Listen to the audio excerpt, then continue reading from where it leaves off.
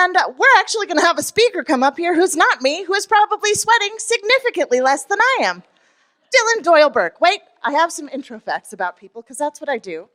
Of course, I didn't write them in order. All right. Dylan's favorite human trick. This is a little confusing to me, but roll with it. Watching others play ping pong, as he doesn't have the hand-eye coordination to play. Whenever people actually hit the ping pong ball with the paddle, he is filled with wonder and awe. Everybody, please, a big round of applause for Dylan.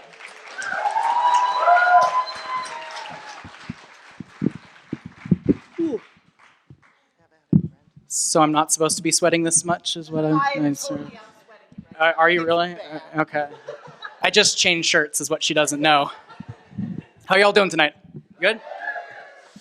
So, when I was growing up, I was forced to think a lot about what it means to be human. And this was unfortunately because my father, whenever he was supposed to be taking care of me, actually wouldn't feed me, and not in a fun way. And yes, I'm the guy who's starting out your entire evening with talking about abuse, and I'm sorry, but there has to be one of us, right?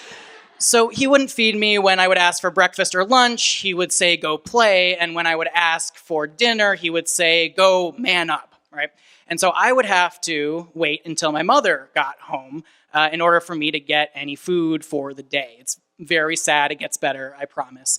But you can imagine that it had some sort of effect on me, right? It made me think that I was subhuman in some way, or that I wasn't deserving to exist or have sustenance, right? So after that, my mother and I, thankfully, got out of that abusive situation, and after years and years and years of therapy, I was able to make some sense of the whole thing.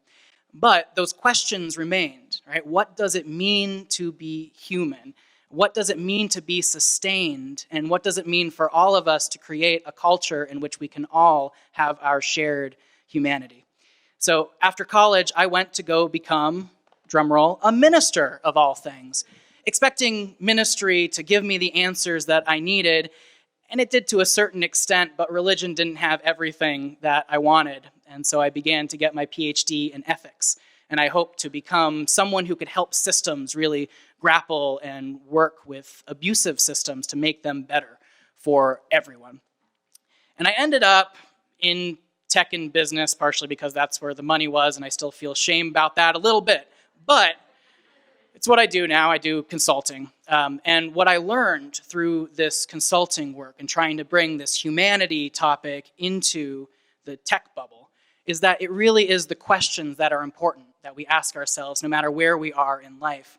Those questions that I've already pelted at you. What does it mean to be human? What does it mean to be sustained? And what does it mean for us to create a world in which everyone can flourish in their humanity? Because let's not fool ourselves. We can all think of the abusive systems that we are in individually, right? Like, I can give you an example. I have some friends that work in the video game development industry over in Boulder, and some of them work 90-hour weeks, and then if they burn out, right, they just get fired and they find someone new to replace them until they burn out. Or I have friends in politics who they get sat down before they go into their campaign, and they're told, well, your family is going to get a video made about them, targeting them, and you just have to take it, right? And my thought, and I'm a little about it, is that we don't have to take that, right? We really don't have to take that. These are systems that we have created, and that means that these are systems that we can change. So how do we change them? Well, when I consult, and what I'm going to invite you all into tonight is my patented 3-step model. The first is simply to not be afraid to ask these big questions, what I call spiritual questions. What does it mean? And you think about these, right? What does it mean to be human? What does it mean for you to be sustained in your life? What are your questions of meaning and purpose?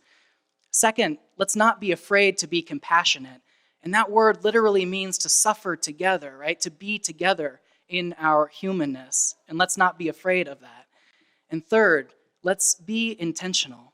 Intentional in our speech, intentional in the way we interact, intentional you're sitting next to folks. How are you going to interact with them right now, tonight, or not, who knows, right? But all of us, whether we're in the boardroom or whether we're in our living room or whether we're in a theater, we all have choices, right, that we make of how we live. And my hope is that we can sink into these deep questions of what does it mean for us to be simply human together? What does it mean for us to live into our purpose? And the part of this talk that I pitched originally was about intention and spirituality in business.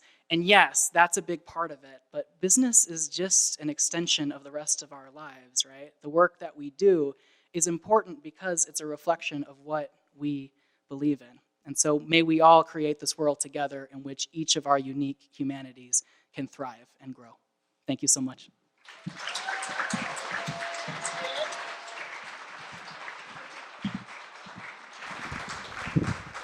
All right, this is for all the speakers. I'm usually a very aggressive hugger, but Dylan pieced out too fast, so I will be embracing him backstage. If he's cool with it, okay, yep. I was also supposed to exit this way. Oh, right, so, yeah. Okay, good talk.